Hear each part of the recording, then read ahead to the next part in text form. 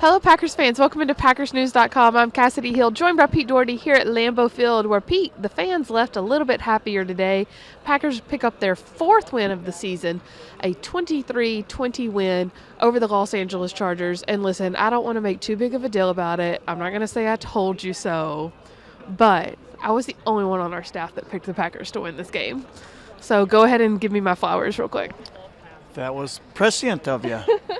Look at that word. You're such a journalist. Well, you know, it's all those years of school, not paying attention at all. What score did you pick? I can't remember. I said 31-30, and it was 23-20. But on the elevator ride up here, I worked out a way in my mind where that score still stood. It was if the Packers had gotten the extra point and not missed it, and then scored a touchdown on one of their drives instead of something happened, and if the Chargers had not fumbled the ball. I twisted it in my mind to where I was not only right, I was doubly right. You're always right. I'm always right. That's a good lesson to live by, but I'll at least stand by being the only one on our Packers News team to pick the Packers to win this game. It just felt like, at least to me, before the season, there was going to be one of these games that they shouldn't win that they did, and this felt like a game kind of right before that. So we're going to get into what it was that happened, but first, a quick update. Aaron Jones came into the locker room just as we were getting ready to leave, told reporters that he does not have an ACL injury. As far as he knows, it should not be long-term. He will have an MRI tomorrow. Pete, as you pointed out, an MCL could still be a few weeks, which would pretty much be the rest of this season, but it shouldn't be anything that's like a year or a year and a half of a recovery. How big of a break is that for the Packers? It's not a break at all because, I mean, we don't know what the injury is, so I'm not saying what it is. He's had 3 MCL injuries in his career already. Generally, the time frames range. It's generally a 4 to 6 week injury. That's the rest of the season. Right. So the injuries are catching up with them. He's either 28 or 29. Yes. He has a birthday in like 3 weeks, too. I think he might, I think he's 28, so I think he'll be 29. But maybe it's a year older than that. You know, there's real question about whether he's back here next year or not. The injuries are piling up, the age. Running backs, because he's such a good player. Right. But running backs age overnight in this league. It happens all the time. Uh-huh. And they really need this guy. He didn't do much today. His stats weren't very good, I don't think. Before he went out, he had, 4 rushes for 14 yards and 1 reception for 3 yards. But he's a really talented guy who defenses have to game plan around. And just because he didn't do much this week doesn't mean he wouldn't of the next week or the next week. Right. So not having him is a big blow because we all know what the run game does for the pass game. Yeah. So it's a big loss. And maybe it's not an MCL, or maybe it's just a very slight injury. Maybe he's back in 2 or 3 weeks. Mm-hmm. But he's had 3 MCLs earlier in his career, and I think each of those kept him out for a month or more. So this is, it's still a big deal for the rest of the season unless the injury is, really, really short term, which – judging by the way he looked coming off the field. Right. But, you never know. Coming off the field, the way he reacted on the cart, which was, he's usually so upbeat, I thought we saw the last play that Aaron Jones is going to play for the Green Bay Packers. I really thought that for a second. Packers took a double whammy of a hit in the running back room because later the same drive, rookie Emmanuel Wilson, who has been getting more and more snaps over the past few weeks, but you think especially with Aaron Jones going out, okay, he's about to split these snaps with A.J. Dillon. He gets Pete, I'm not even quite sure what happened. I thought he got tackled out of bounds, but it looked like he more went out of bounds and landed weird. Point is, he left with a shoulder injury. Matt LaFleur indicated that one would be a little bit more long-term, that it did not look good. Pete, you and I saw him in a sling, his left arm in a sling in the locker room after the game. That leaves A.J. Dillon. They're obviously going to have to pull somebody out from the practice squad. But it sort of forced the Packers to go to the air a lot more for the rest of this game. Jordan Love finished 27 of 40 for 322 yards, 2 touchdowns, no interceptions. Is that the silver lining here if you're the Packers, especially with such a young receiving core? Well, it's good that they did what they needed to win. Now, this is one of the lesser defensive teams on their schedule, so things will get tougher on Thursday, against Detroit. Kansas City will throw the kitchen sink at Love. There's Spagnuolo, a lot of blitzing will happen there. So, it's just hard to find. You lose a player as good as, Aaron Jones is, and Wilson was looking okay, and they were not only giving him more snaps, they were giving him the ball too. Right. So it's hard to find silver linings. I mean, they're probably, I don't know, maybe they'll sign Patrick Taylor off the Patriots practice squad, but they let him walk for a reason. Mm-hmm. So this is a big hit. Not that they can't win, and I guess the good thing, if this the silver lining that you're talking about is the young receivers are growing up, right, and they're getting better, and you can see it. It's showing up. The timing, all those things.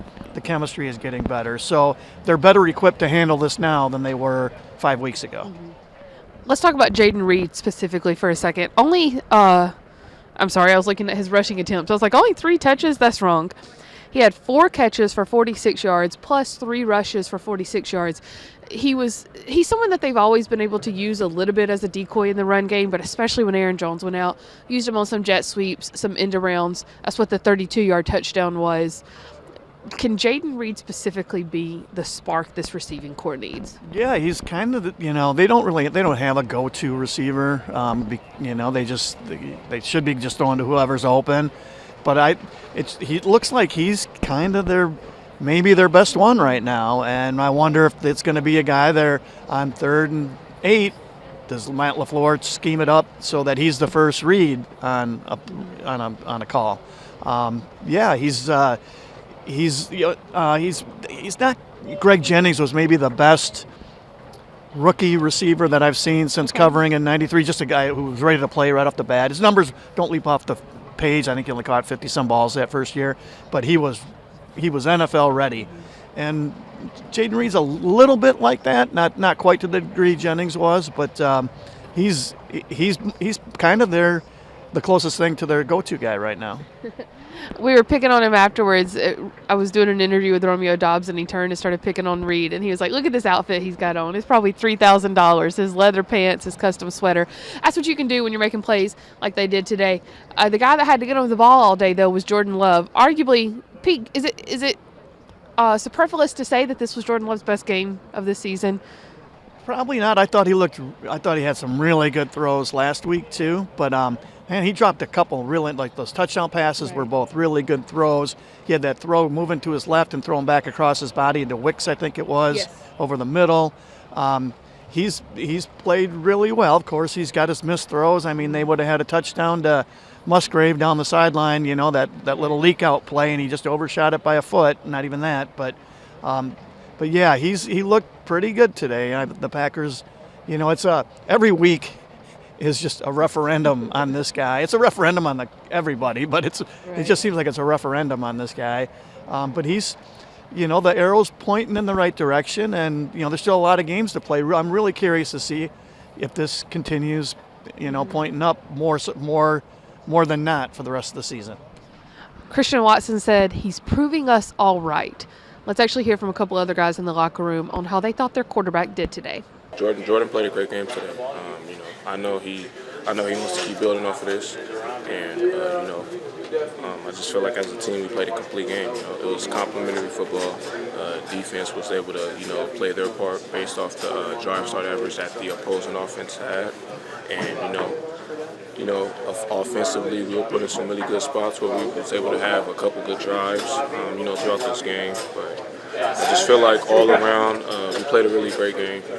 Pete, the 2 game-winning moments in this game today, though, and then there were a few different ones, but in my opinion, the 2 game-winning moments both came courtesy of Kenny Clark.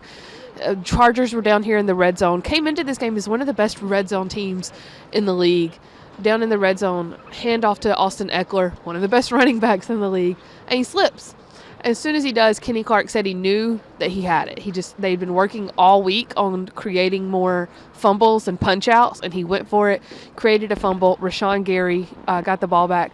Packers offense ended up having to punt. They were deep in their own territory when they took back over, but it kept the Chargers from scoring, which is huge. So let's just look at that that drive for a second first.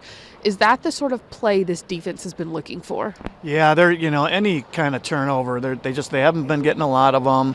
And Clark, I think he didn't have the sack. There was a sack earlier, but he kind of Brooks. He kind of created. There was one, or maybe it wasn't even the sack. It was one where Herbert escaped and threw the ball, but it was an incompletion. It might have ended a drive, but it was his pressure up the middle that allowed the outside guy to get home.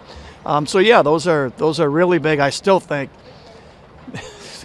maybe the three of the biggest plays of the game are Keenan Allen, and Johnson down the sideline. Dropping. Touchdown drop, probably a long touchdown drop.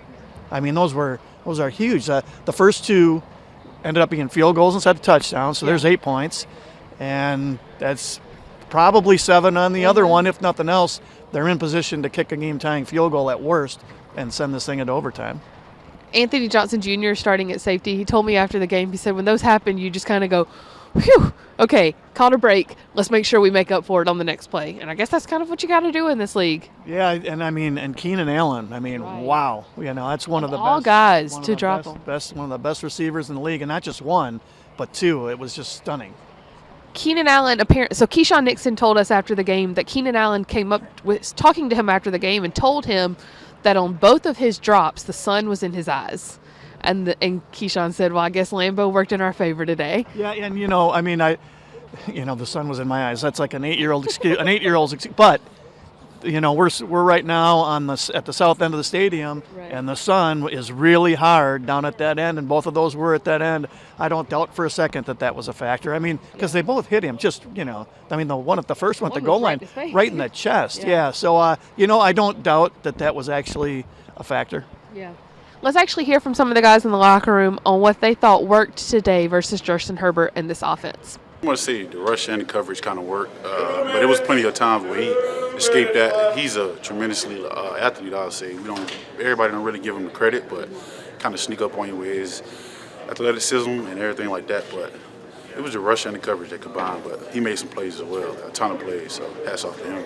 This is an offense, the Chargers offense, that's known for their explosive plays. Yeah, you got to you have to keep a top on it, and that starts at safety. Keep a top on the defense. Make them, no offensive coordinator, like I said earlier, wants to deacon doing all the way down the field. So, huge win. It's all on the film. This team, we've been fighting all year, and we've been on the other side of these games, the last couple games, and for us to come out, on top of this one is huge for us, huge for our confidence, and we got to keep that rolling. Pete, something that we didn't have time for getting to the guys in the locker room, but I want to bring up real quick, is you pointed this out to me late in the game. You said it looks like they have a spy on Herbert now. And I asked Quay Walker about it, and he said yes, that by the end of the game, he was Herbert's spy. And it's the first time this season that they have used a spy on a quarterback. So I asked, when did that shift get made? Because Justin Herbert was kind of leaking out all over him today. And Kenny Clark said, it doesn't matter how much tape you watch, what you know on paper his height and weight is. You really had to hit him a couple of times to realize just how strong he is. Quay Walker said it was midway through the fourth quarter when they finally put him on Herbert as a spy. Why did it take so long? Yeah, I don't know. I think it's probably because you hate having to do it because it takes a guy out of coverage or rushing. He's doing neither. He's just in there in no man's land. So you're basically losing a guy just as an insurance policy.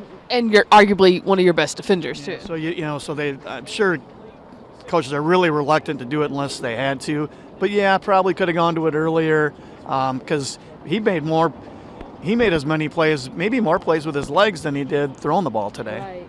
Let's see. He finished 21 of 36 for 260 yards through the air. 2 touchdowns, no interceptions. He rushed 8 times for 73 yards, an average of 9.1 yards per rush. Also, right. That's what I would want to really go back and look because I can think of 3 off the top of my head. They were huge. There were more, yeah. So now the Packers have to turn around and face the Detroit Lions on a short week yet again. Both times they face the Lions this season come on a short week on a Thursday game. Coincidentally, last time they faced the Lions, they were coming off one of their only other wins of the season. What, if you're the Packers, can you do differently this week that you didn't do last time? Or is this just a wash against this team? Well, I can't say that I've thought much ahead to this game, so I'm just kind of winging it here. This is how smart you are that you can wing this. But they got beaten up in that game. They just got physically handled. That was the game where the run game completely imploded. So I wonder if we're going to see more base defense, more 5-man front, one inside linebacker defense, anything. They cannot get beat on the ground like that and just manhandled like that. So that would be the big thing. The Lions, short week for them too. Yeah, that's true. And coming off they won today versus the Bears, but Bears sure didn't make it easy for them. I think it was a 31-28 win, and they had to come back to win that one. So as Quay Walker was saying as we were kind of leaving, they're beatable. Proves they're beatable. So we'll see what they do going into Detroit on a short week. Because of the short week, our coverage will be a little bit condensed this week as well, but we will still have you full coverage leading up to Packers versus Lions, and we'll wrap up this win from the Packers versus the Chargers here at Lambeau Field. For Pete, I'm Kassidy. We'll see you next time.